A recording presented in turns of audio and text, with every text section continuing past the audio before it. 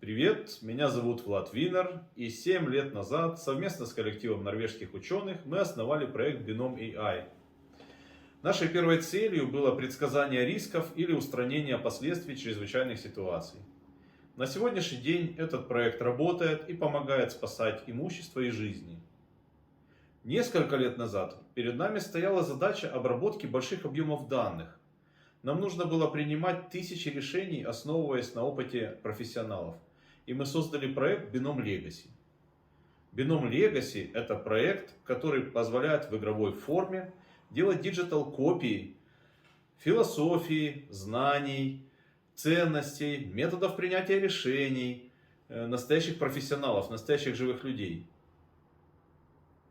Мы это сделали, и как все хорошее, проект попал на рынок.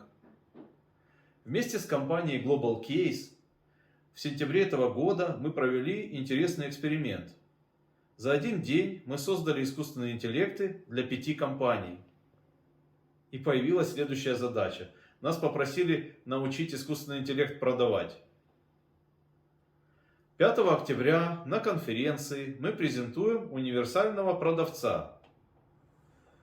Универсальный продавец будет продавать продукцию компаний, основываясь на опыте продаж лучших их сотрудников.